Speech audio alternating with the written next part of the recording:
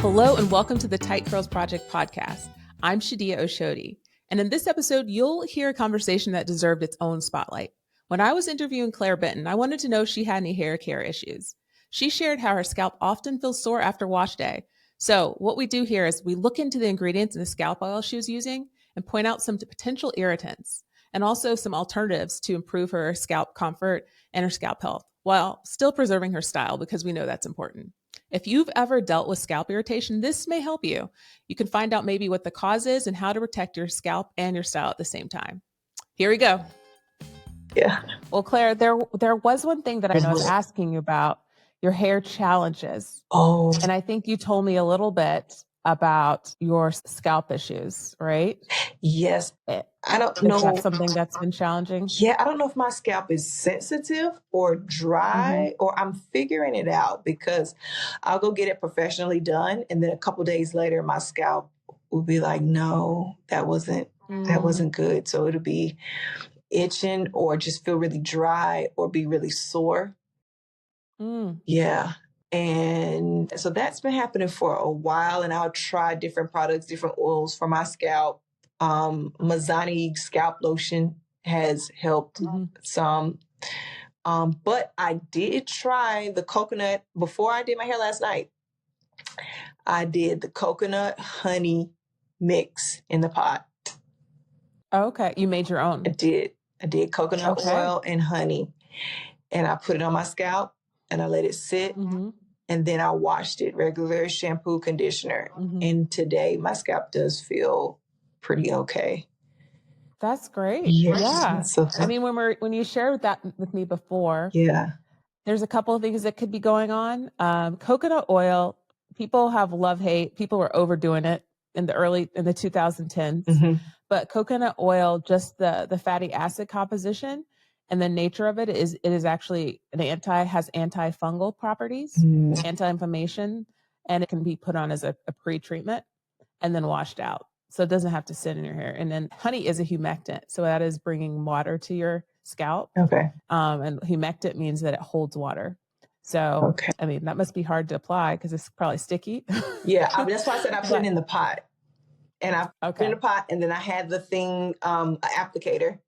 With a nozzle you put on. Yeah. One of the other things I was thinking about, because you shared an oil product that you're using, which has a mix of oils. So it has coconut oil, but it also has castor oil in it. And I think it has flaxseed and some other things. And those can be really heavy on the scalp.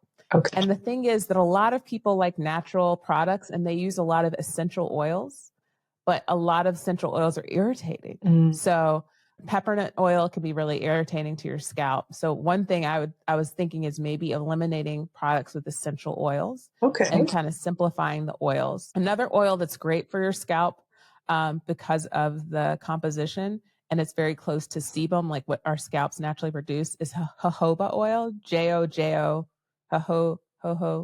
jojoba oil. And you can buy that. You can get it cold pressed. You can get it organic. You can get it Whole Foods. I bought it online.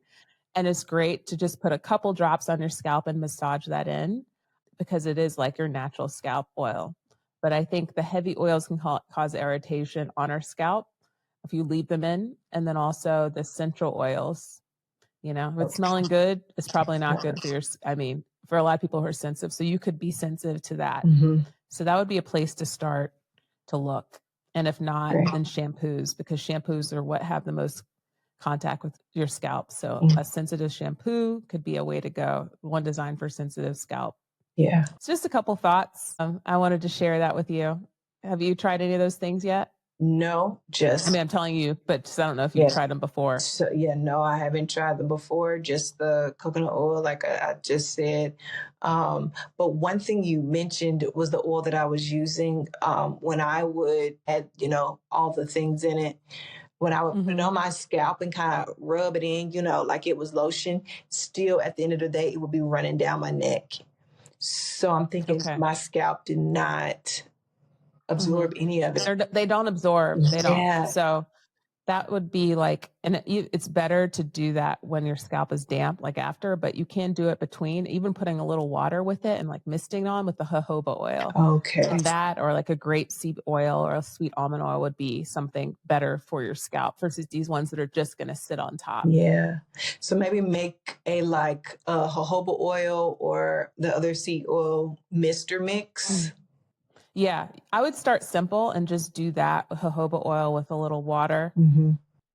or just take a couple drops and, massage it in your scalp between shampooing. Shampoos. Um, Okay. yeah. And it's great to put on your scalp right after because your scalp is able to hold it Yeah. more easily, and Still it's open wet, and it can or just it's protect it. yeah. Yes. So in the sense that, it's ready to absorb the product more readily, and you could create more of a barrier, because if you're doing the essential oil, it can cause irritation, and then maybe you're irritated by a shampoo, but it's kind of hard to troubleshoot everything at once. Right. So that could be one thing to try, just giving that oil you're using a rest, Mm-hmm. and seeing, if the jojoba oil for Yeah. this next cycle, if that will help. What I'm thinking is, okay, so then you have to think about when are you going to put it in your hair, because if you're going to sit under the dryer, that's not going to work either. So maybe wash, condition, style, because I do style it while it's wet with like the whatever flaxseed gel or whatever I have with the combs. And then before I sit under the dryer while it's still damp, spray, kind of move it around, spray, do my last Are you putting shake. gel in Yes. your hair? So that might mess up your cast. Right. So what I'm thinking is, after you condition, do you put a leave-in in your hair, No. or you just do a style pro? So Yes. after you condition, going in with sections and putting some on your scalp. So you're just focusing on your scalp. Got it. And then you're putting your other product on top. There might be a little overlay, but a lot of the styling products for wash and goes, you're trying to set a cast of film, Exactly. and oil interacts with that. But if you're doing just a little bit and just trying to then put create more of a barrier on your scalp, it's better when your scalp is wet. And then throughout the week, you could do a couple drops. Depends. It's really hard because a lot of times styling things are like, use water, but that's going to mess up what I just did. Yeah. So either going in lightly with a little bit of water, or just very lightly with the oil, because it builds up over time. But this one was less likely to build up. Got it. So before styling, after shampoo, conditioning. Yes. I will definitely do that next Damp time. scalp. Put it on there. Give it some love. Give it some. And then just, it needs some massage so it bad. fingers. You don't need a lot.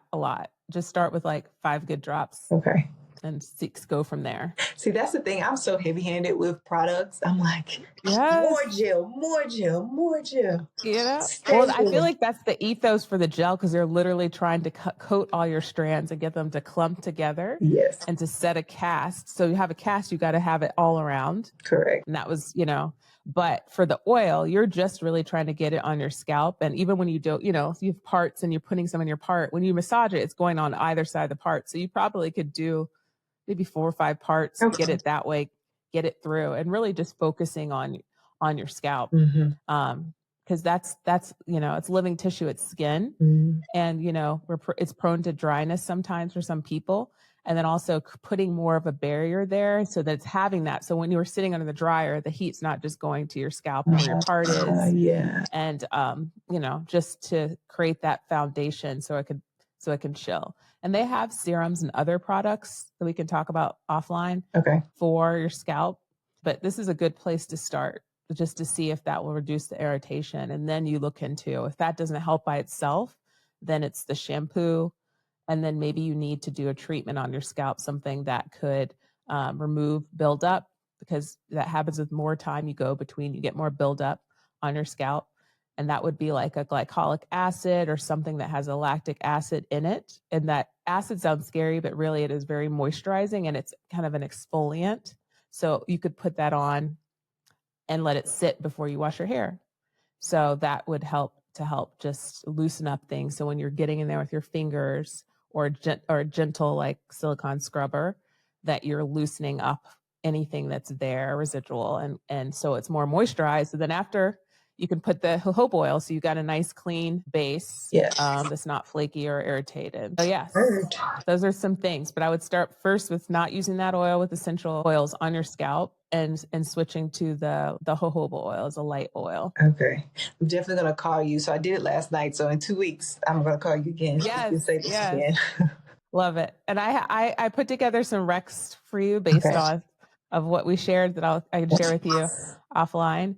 But yeah, if other people listening have scalp issues, I think scalp is very confusing because we were greasing our scalp. Then it's like, don't grease your scalp. And some people are saying, don't use oils. Then you should use oils. So it could be very confusing. Yes. But I think this is a conversation we'll try to continue to have. But if you have specific scalp questions or things that haven't worked for your scalp, please send us a comment, post, let us know, send us a message, because we want to make sure that we're addressing those in interviews and also in our meaning my solo episodes.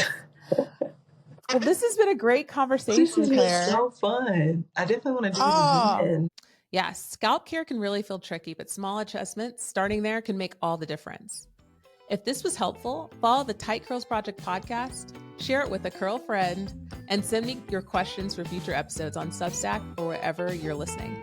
Thanks for joining me on the Tight Curls Project podcast, and I'll see you next time. Bye.